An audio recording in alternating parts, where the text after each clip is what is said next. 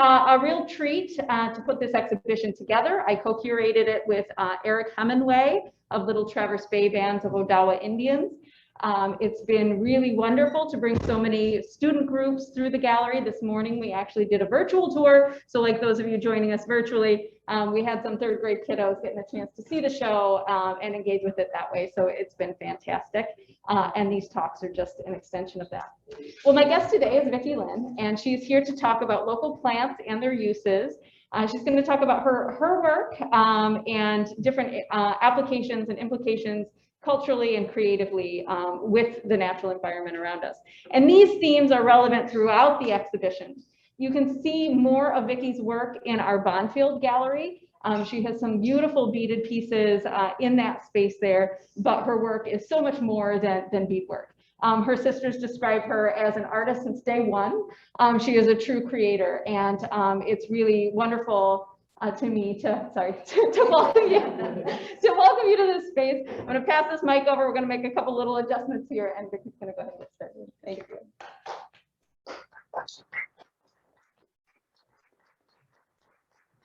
Everyone, Pake Mong Quay and Jintakas, Neyman and Dodum, Waganakutsin, Dao and Dao.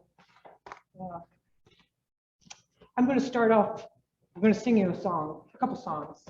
There's a greeting song that I learned on my journey. One of the ways for me to get close to my culture was to learn songs. It was hard for me just to learn the language, but I was able to pick it up better by singing. So I was able to learn a few songs. I'd like to sing you a greeting song, and then I'm going to sing a prayer song.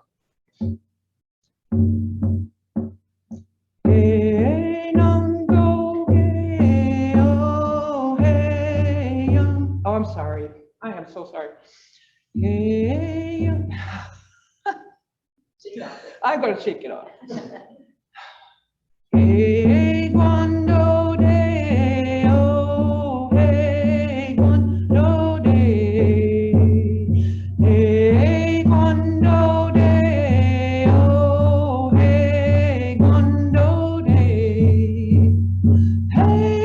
Guando de, oh, hey, Guando de, hey, Guando de, oh, hey, Guando de, hey, Guando de, oh, hey, Guando de, hey, Guando de, oh, hey, Guando de, hey, Guando de,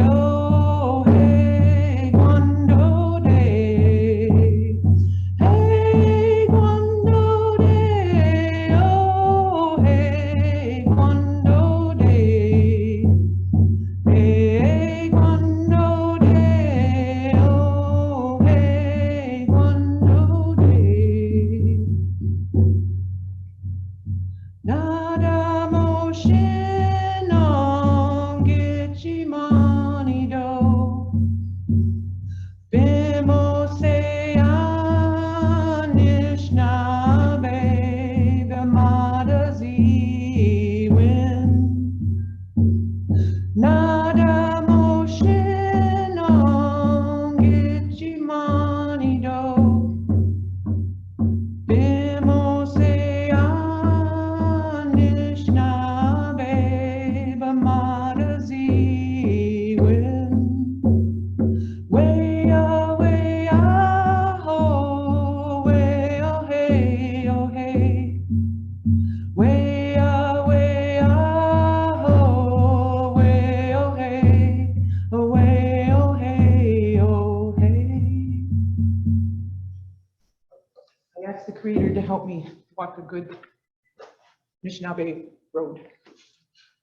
So my story is a little bit different in that, as some of you were here before, you know that we weren't raised in our culture as young children.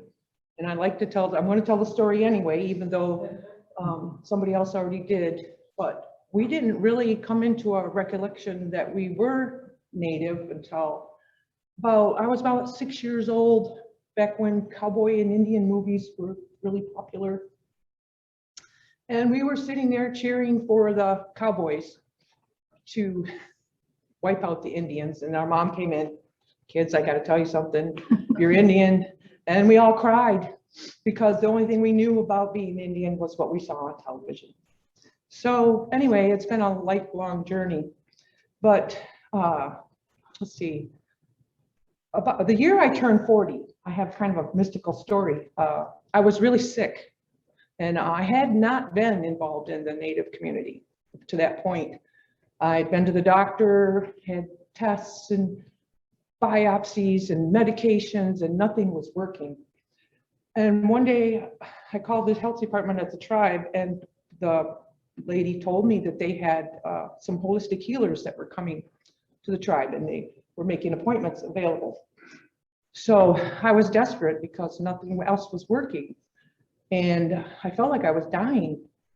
So I made my appointment thinking I was going to get a massage, and I ended up with so much more. I, met with some people that helped me reconnect to what had been lost. I had learned about that the human body is not one-dimensional, that it's three parts, mind, body, and spirit, and that you have to balance all three to be a healthy human being.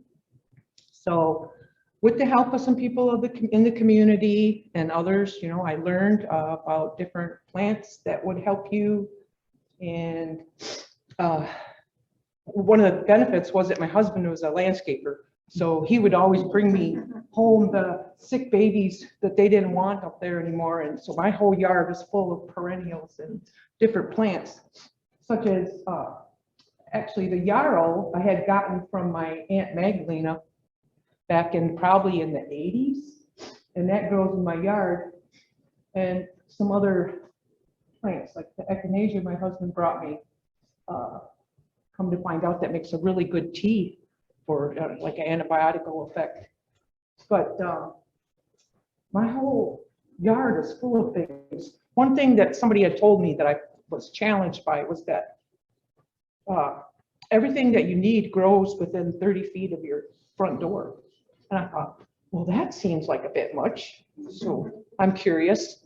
I went outside and I looked, and in my yard, of course, this wouldn't be so for us in the city, but in my yard, I was able to identify over 24 plants that were good for medicine or food, and food is so important. There's a lot of medicinal value in good food too. So that began my journey of exploring. There's a lot of things out there that could be toxic or poisonous, so I had to learn about what was safe for me to use. What works for me doesn't necessarily work for someone else, but one of the first things that I learned about were the 4 medicines. There's a teaching wheel that is available to kind of explain things, and in it, it's like a pie. There's 4 segments, there's 4 colors, there's 4 medicines, and in each direction there's a medicine. So I learned about sweetgrass and sema and cedar and sage and how to use them. And anyway, this is a really neat tool for helping people that don't know about the colors and the medicines that go with the directions.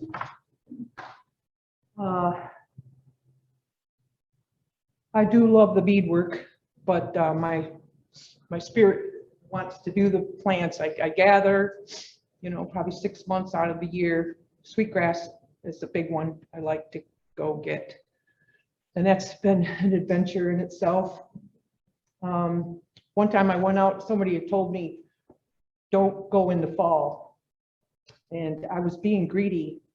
I had run out of sweetgrass, and I thought, well, maybe it'll still be good, because there was this place I knew in the sweetgrass patch that was kind of shaded. I thought, well, maybe I could get out there and still get some green grass. And I was out there by myself, and I looked, I heard this thunk. I look up, I'm underneath an apple tree. Okay, ripe apples are falling down and hitting the ground, and I hear another noise.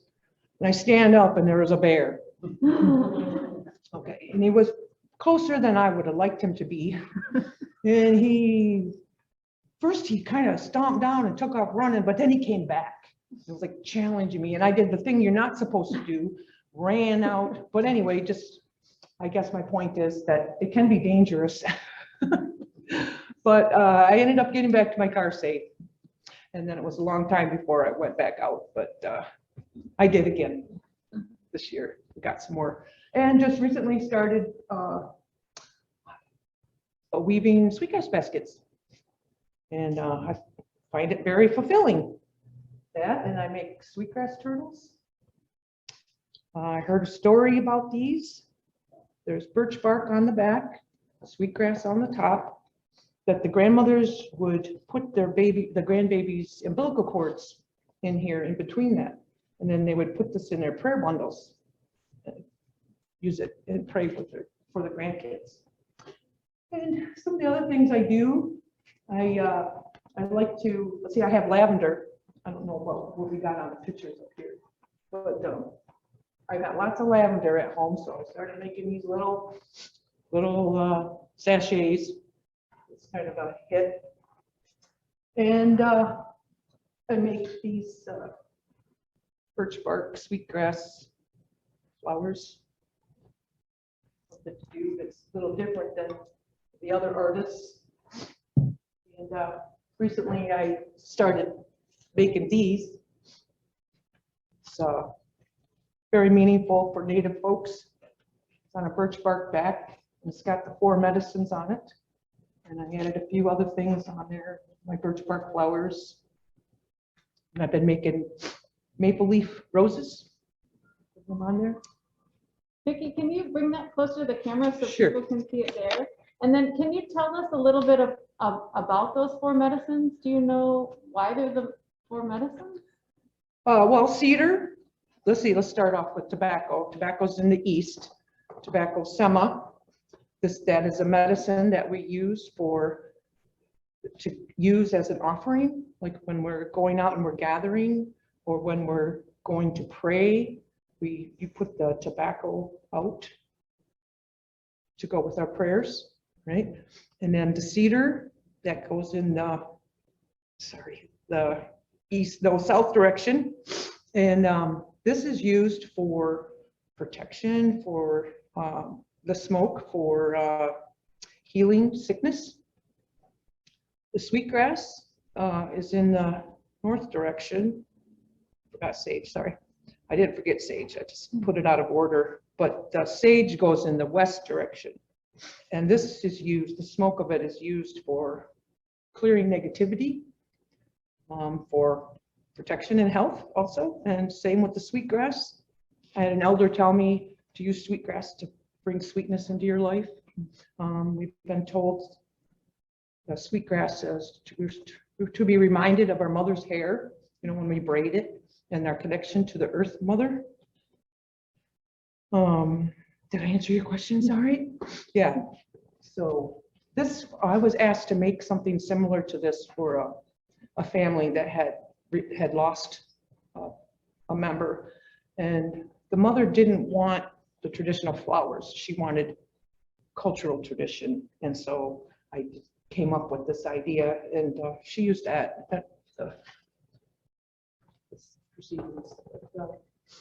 Another thing that I did was I had an abundance of birch bark, so I made this little basket and put little flowers in it. It's just for decorations. And then another thing you could do, making your little maple roses, a little wreath for the season. I also make like an ointment. It's like a medicine for the skin. It's got an olive oil base, and then I use mullein, plantain, and yarrow in the oil, and then after it's processed, you heat it up and melt beeswax in it. It's very good for so many different skin problems. The one thing though you have to be careful is that it will heal the top of a deep wound So you can't use it on a really deep wound. But I started making this when I had little kids, and like, for instance, my daughter had a bike accident where she had scraped her whole face. The whole side of her face was scraped. And we used that on her face, and she had a bad burn on her hand, and there was very minimal, very little scarring. Really helped for bee stings and bug bites and stuff like that. It works really well. I also started making cedar oil, which is really kind of nice to have. I like to rub it on when I have a cold, or, you know, or just actually kind of has a warming effect for muscle aches or that you could use it for. But these are all things I make at home in my kitchen, and use it on my grandkids. They're always screaming, no, not the green stuff. But, you know, that's what I do. We used to sing a lot more, but, you know, with the way things are right now, I haven't been able to do that too much. But I guess one of the things I wanted to talk about was back to the three-dimensional being, balancing all three aspects of yourself. One of the things I learned is that a lot of the foods and the things that I was taking in my body was, what I want to say is, lowering my vibratory rate. Okay, there are things that are lower vibratory rate. And so you have to incorporate more high vibratory things. So like there's your pH balance. It's more alkaline or acid. And they want it to be more alkaline, but a lot of the foods and the medications and things like that we have to take create a lot of acid. Too much acid can cause inflammation. Too much inflammation can cause disease. So one of the things I learned was mullein, which is a weed that grows everywhere, is really high in alkaline. So I gather that and I dry it. I wash it, I dry it. And in the wintertime, when the colds and the flu happen, we're making this tea, and it really helps with the recovery time, I find, for myself. You know, like my daughter, she's really allergic to everything. She's allergic to lavender. I learned about, have you ever heard of Naval Therapy? Because this is not American, they do this in Europe, where they put things like thyme oil or coconut oil on a cotton swab and put it in your belly button. Now, this story goes that your belly button is the first place as an infant or a child where you get nutrition. So, you know, a lot of our diseases and problems come from the gut. So, but this thyme oil is really good for fighting colds and flu. I tried it, and I think it works. There's, you know, so these are all things that you can find out about on the internet. Go ahead. So when you use the mullein, do you use the flower or the leaf? Well, for years I did use the flower, and then I heard that it can be poisonous, it can be bad, it can be toxic. So I backed off on doing that. Sometimes if I have a headache, I will use that flower because it seems to help. But you know, you have to be careful when you're doing these things. You have to find out what's good for you. Do you have pictures of mullein?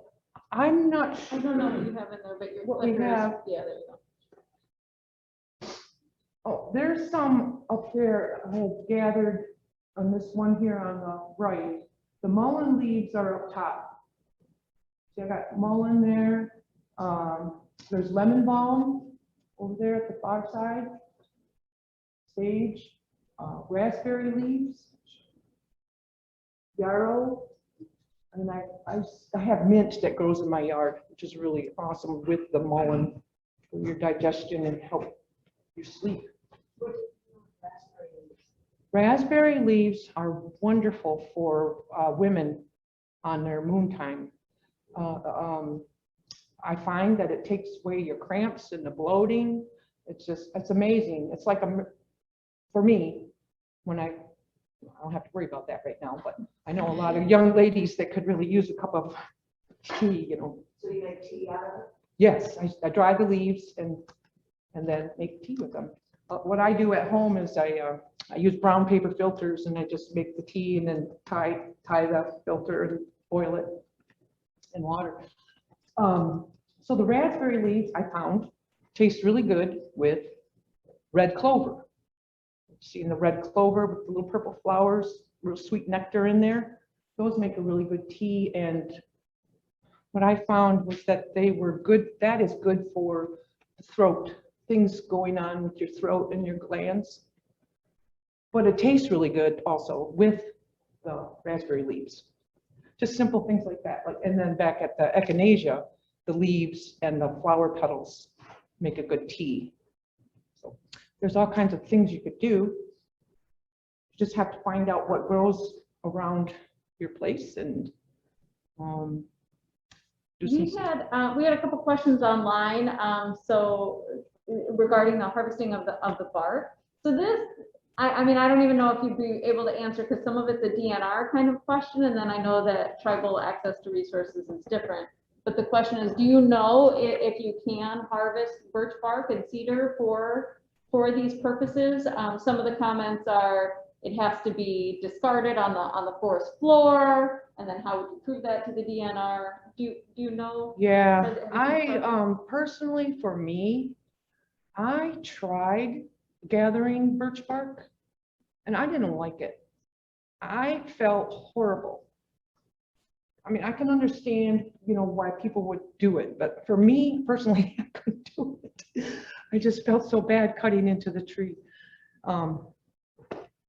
Yeah, I think that's kind of tricky. You have to find somebody that's cutting it down, or private property where they say you can, because otherwise you're going to run into problems. One of the things I've done, is grow what I want in my yard. Other than another thing I was told was that if you respect the plant, it'll move in, it'll live with you. And I've found that to be true. Of course, it could be just because of accidental discarding of seeds or whatever, but they're there, and I planted a birch tree, and I got sweetgrass growing in the yard and different things like that. Yeah. You heard Wasan's story, all that she has to go through, going in the water and finding, what she needs, and you have to be careful on where you're gathering it. Yeah, it's a tricky thing. But I found that if Spirit wants you to do it, there's going to be a way. You'll find a way. Seems like it always happens that way. Yes. After you found out that you had Indian heritage, did your mother then begin doing things to introduce you to the culture? And did she begin using all these herbal remedies and such? No, I mean, she tried, she talked to us about being proud, being, loving and being proud of your family, and this and that. But we didn't really, like I said, I didn't really get involved with the tribal community at all until I was 40. And it was because I was sick, and there was people that could help me there. So what are you doing now within the tribe? What are you doing? Or passing on to your children, your grandchildren? How active are you then? Well, like I said, I practice all year long. I'm gathering and making things, in the wintertime. I try to talk to the kids in the language as much as I know. My language is very small, but I know enough to pray and identify certain plants and things like that. And I try to, but you can't lead a horse to water and make them drink. But there are some things like all of a sudden now the boys will ask me if they don't feel good. Can I have a cup of tea? Will you make me some tea? Or, rub some green stuff on their boo-boos. They accept that. And yesterday when I sent the kids off to school, they all said, "I'm a pea, Grandma." They're talking, they use it as much as they can. It's kind of hard having your feet in both worlds, Also shared your knowledge with other groups. Yes, I have. I have gone, I've been asked, I spoke down at the Longhouse in Harbor Springs a couple times, and You showed us how to make green stuff for one of our classes. yeah, I'm shared with that. If people want to know, you know, call me and I'll do what I can to help you. Are they still having powwows with the COVID? No, we haven't. We haven't had one in 2 years now. So it's just a little worrisome. It's a little different times now, you know. Does mullet go by another name? Not that I know of. I lived here all my life, I never heard of that plant. Oh, it grows everywhere. Please. Yeah, it can be confused with lamb's ears. It's not, it's different. It's very different. Yeah, they get tall with the yellow spike of flowers at the top when they're mature. I was told as long as the leaves are green, you can use them. Another thing that I would like to point out, that if you do decide to start gathering, there are some things you got to remember. To not gather things that are underneath electrical wires, okay, because it absorbs radiation. There was that, and like if it's alongside the roadside, you know, there's a lot of car exhaust in there, so you have to be really careful about what you're picking and when you're gathering it. There's also, you have to be careful not to take the grandfather plant, you know, the source of that life there. There's a lot of little things you got to know about it. I'm not sure where to go from here, but Yeah, how do you learn that? How have you personally learned that? Is that going out with others, just your own personal research? well, as far as the mullein goes and the green stuff and all that, that was pretty much my exploring. There's a lot of information online. It's amazing what you can find out. Of course, it doesn't really help until you practice it. And like I said, if I find out that it might be toxic, I don't use it unless somebody tells me how to use it. Just things that, like the mullein and the raspberries and the, things that, I don't know what all we have here to show. Lavender, sage, sweetgrass. Yes, that was it. I didn't have too many pictures there. What is the process for making the oil? Yeah, I extracting found there's a it. lot of different ways you can make it. This is how I found out how to make it, just because there are a lot of ways you can make it. But from trial and error, I find that the olive oil works best for me. It has a longer shelf life. And I feel like there's medicinal value to the olive oil itself. I like that because it has a longer shelf life. Please. Is arnica made from plant? Arnica? That I don't know about. I'm sorry. I haven't used that. It is arnica. What is? Arnica is the plant. But it doesn't, isn't it called something? That's. There might be a common Sweet name for Annie. it, but arnica is the plant root. Yeah, I haven't used that. What about comfrey? Comfrey, yeah. I made some comfrey salve for healing. It's for healing, I guess what the great Alexander the Great, he used comfrey for healing his soldiers on the battlefield. It heals the skin and bones fast. So I did try that.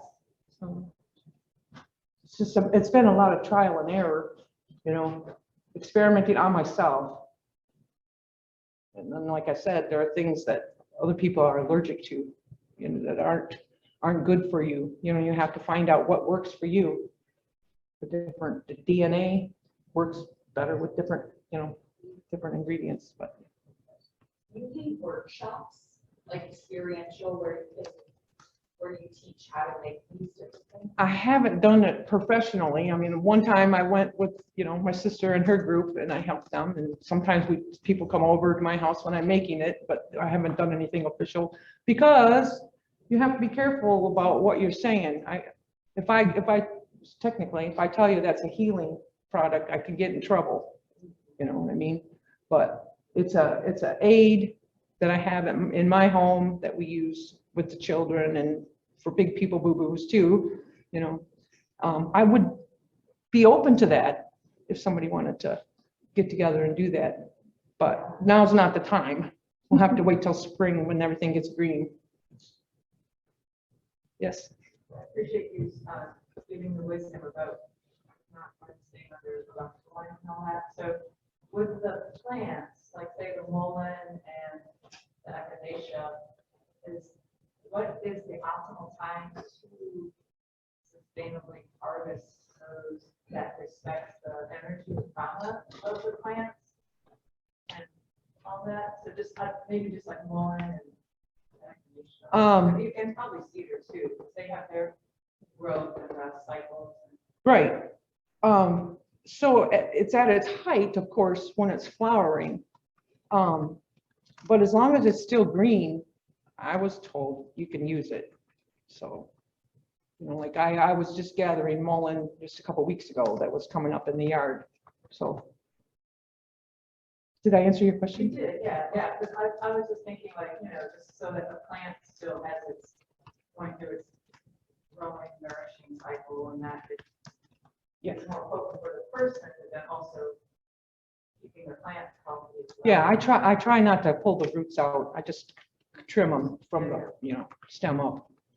What about like right now with the mullein after like the is it still at its like vibrancy?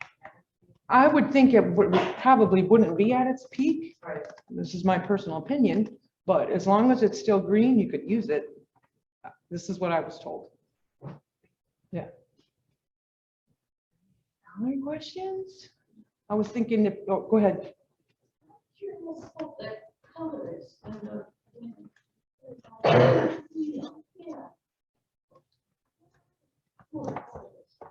All right, well, we have the 4 directions. These are the main, those are the main guys. The 4 directions. And then in each direction is a color. So in the east, that's where we begin. Yellow is the color in that section. And tobacco is the medicine. In the, I'm sorry. Oh, one of Stella's yeah. you can use, we can pass it around. Mhm. Yeah. Did you see these? No. Okay, so what we said, the east is where we start. The south is red. The color is red in that section, and cedar is the medicine that is taught. You learn about in that direction. The west is, the color is black, and the medicine is sage. Now, these are all things that, if you want to focus on this, you have to take time to think about, like how that affects you or how you can relate to that.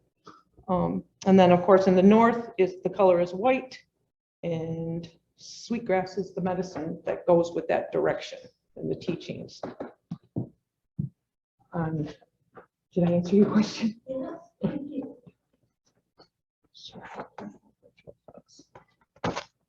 Yeah, that's just kind of a basic learning tool. When I harvest sweetgrass, I usually cut it, Yes, but someone told me it needs to be pulled occasionally. I have heard that recently. Personally, I just cut it so it'll come back. But if you were trying to cultivate, you know, an area, no, what was explained to me by Frank Edward-Giesick, that they did a study. There was a section that was trimmed, and then there was a section that was pulled. But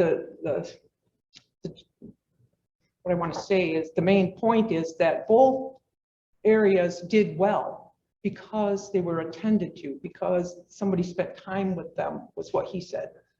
So, you know, a lot of this stuff comes from your intent. What is your intent? You know, your prayers and your intent has a lot to do with how these things work. Say for instance, if you were going to do a class, maybe out at the government center, would non-tribal members be able to come and attend your seminar or your talk or something, or you could show us some of these things? I think so. I mean, after we're done with all this COVID business, you know, I think so. We could, if I was asked to do that, you know, I would ask that that would be an option. Yeah. There are a number of different departments of the tribe that do educational programs that are very open to the white audiences. So. Mhm. Yeah. You know, like I have, Maple roses. yeah. It's hard to see there. I saw somebody had made them and I thought, well, how do you do that? I wanted them to teach me, but I'm not patient enough. I couldn't wait, so I did it myself. You know, I put a little bit of sealer on these to make, and they're not secured in here really good, but if you want, I'll pass this over there for you to look at. This is kind of, yeah, I was going to suggest that if you would like, you could take turns and you want to come up and look at the stuff, you know, and touch it and sample this green stuff. I have the setup here. You could try it. If you want to take turns and come up, you can do that. Maple roses are made from a maple tree. Maple leaves.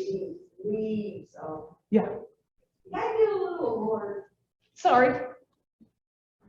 Yeah, because I wasn't envisioning maple roses. I know, it's kind of a oxymoron, but it's kind of a fun thing to do for the fall time. There's a follow-up question from the virtual audience. How did you make the maple leaf flowers? Well, you got your colorful leaves. You start off with one and you do some folding. Then you add another one, you fold it, and on like that. Did you have a question? No. So, yes, ma'am. As far as the maple leaves go, it's just kind of reminds me that this is very traditional, cultural. The Anishinaabe, the local people, we made things with what we had because 200 years ago there wasn't a Walmart, there wasn't a corner grocery store, gas station, or any place to buy things. You looked at what you had around you and you made things from that. And so this is just an extension of that, modern day. Yeah, it is really modern day extension of using the natural environment. Go ahead. Will you talk a little bit about the process of harvesting? I know you mentioned, respecting the plants and setting an intention. And I'd just love to hear a little bit more about your process of, do you bring SEMA, do you offer it to the plants before you harvest, or what is that? I think for me, when I'm gathering things to use in a medicine type of way, I always use tobacco as an offering. Yeah, you just have to know when they're ready. You know, it's like, some of the things Wasan talked about, going out in nature and looking around and seeing what's there, studying the different environments, and you just got to go out. There's plants everywhere. So yeah, put the tobacco down, say prayers, tell the intent that you want to use that for medicine. And I take things home and I wash them and hang them up to dry. A little trick that I learned was that they can get moldy really quick. So I store them in paper bags till well into the season and then dry, pull them off, pull the leaves off. The stems are okay. They just poke holes in my tea bags. Do you wash them in plain water? Hot water, hot to kill any organisms that might be on there. Or yes, yeah. Well, I have the blessing of having a wood stove at my house. So anytime I want to light a smudge or burn sage or whatever, I just pull out some coals and light it up.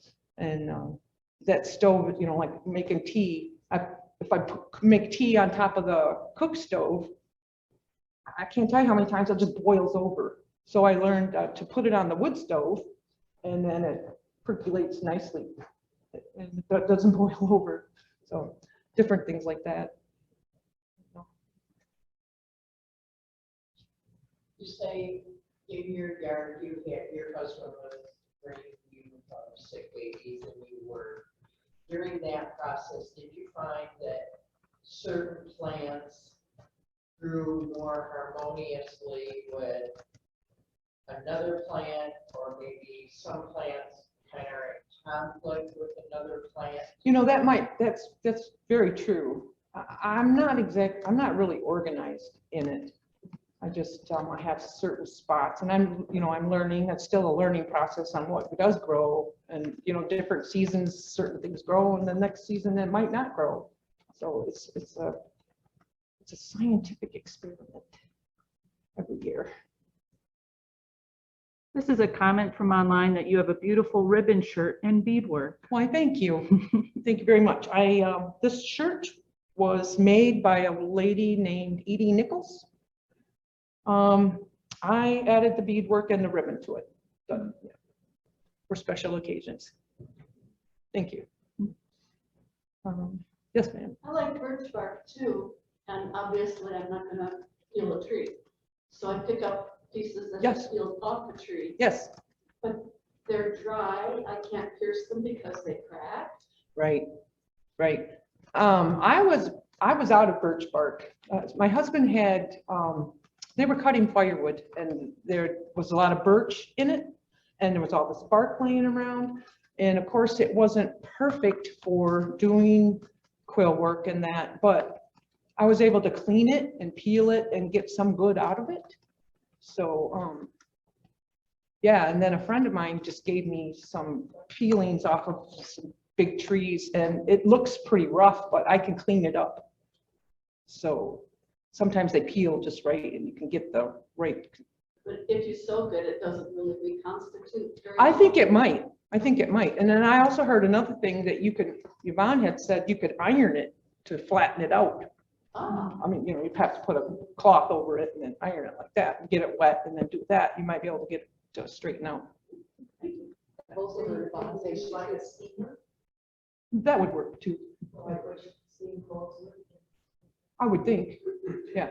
Soak it first and then, put the pressure on it, and it should. It's a lot of trial and error. But I mean, it's not perfect and beautiful like Yvonne's with her quill work, but you can use it. You can see I made these other things with it. I like making these little flowers. They're so happy. Yeah, Vicki, I think what's interesting about your work and just hearing you and your sisters talk about it over time is just that even from a very young age, you were just drawn to materials, creativity, and making. So can you talk about that? You're showing a wide range of things that you make. Some maybe you'd call art, some maybe you'd call medicine. Can you just talk about that interest and that drive and how you kind of decide what you're going to make and when you're going to make it? As far as the drive on what I'm going to make and when I make it, it's when it's ready, when it's available. I picked Sweetgrass this year, and I didn't know I was going to make baskets. So now I have to wait till next year to do any more. I'm kind of sad about that, but looking forward to next year's season. Now with all the beadwork that you have done, is that something that your mom or anybody showed you, or is it something you learned as an adult? A lot of it's by trial and error, just doing it hands-on. But I watched my mom.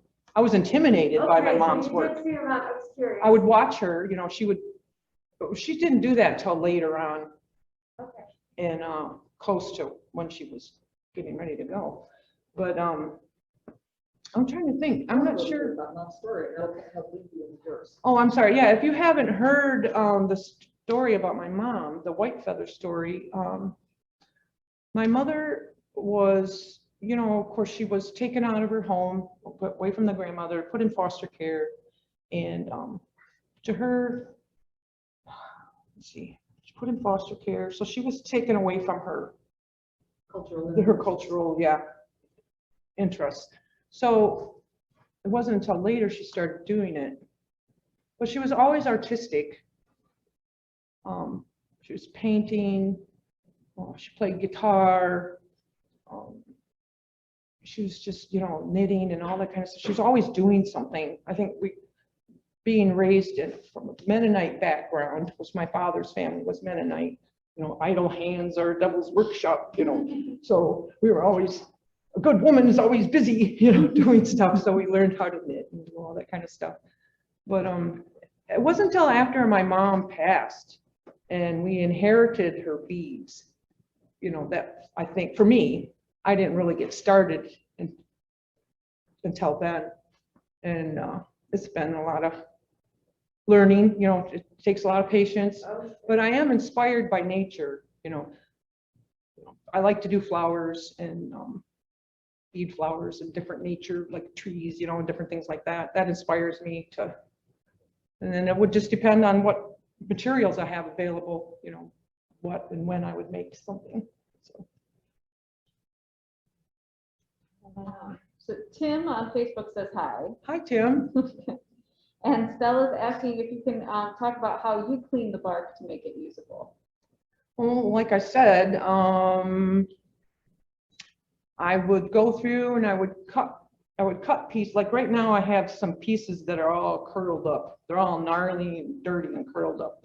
So I went in and I cut off some sections and they kind of flattened out a little bit, took that curl off of them. And I'll be peeling that, you know, because you can see the layers, and I'll try to peel that. It's just, it's a trial and error. If you can do it like Yvonne does and get that bark so nice and clean, that's the best way to do it. But like I said, I don't like cutting the trees. It makes me feel bad. I think the first time I went to Yvonne's quilt box workshop, she had us split the bark, and then we took it to the sink and actually used like a dish scrubber thing, you know, like the sponge thing with the rough side to it. You just kind of go over it with that. It kind of like sand it. Yeah, I've sanded it too, just to make it nicer. Keep the bark more that golden color. If you don't do that, it'll darken and turn almost red over time. So yeah, that's a good tip. Yeah, just like you would anything else. You just wash it up and dry it up and start using it. It's not that easy though, is it? Right. Yeah, we have just 10 more minutes. So I think what I want to do, I'm going to steal the stage for just Sure. 1 second, No, just so I can talk to our virtual folks. So we're going to take a look at these items that Vicki has brought, and I'll do my best to share them with you virtually. But as we transition to do that, I'm anticipating it'll get loose and open, and we'll just have a conversation. So I just want to acknowledge our sponsors and let you know about what's coming up as we conclude the exhibition. So first, let's do a formal thank you to Vicki for sharing her work. And I have to have my cheat sheets, make sure I thank all the wonderful organizations that made this exhibition and the series of programs possible. And that includes Christie's, North Harbor Real Estate, Odawa Casino, the Little Traverse Bay Bands of Odawa Indians, Petoskey Harbor Springs Area Community Foundation, Michigan Council for Arts and Cultural Affairs, Michigan Humanities, and Women Who Care. And of course, so many of the members that support Crooked Tree and our volunteers who help put this together. So a big thank you to them. And then next week on the 11th, Yvonne Walker-Kishik will be here with us. She is not giving a presentation at 10. Instead, she will be in the galleries working all day, doing her 10 to 5, churning out those boxes. But it's a great opportunity to see her at work and ask questions and get to know more about that process. But we will have a coffee at 10 presentation because we have the unique opportunity to bring in guests not related to this exhibition. We have artist Peter Sparling, who will be doing a presentation on the stage at 10 a.m. He is a choreographer, dancer, and intermedia artist who is doing a project with our School of Ballet. So he'll be talking about that. So lots of things going on next Thursday as well. So be sure to tune in for that and join us in person. And with that, let's take a look at all these goodies that you have, Vicki. All right, thanks, guys.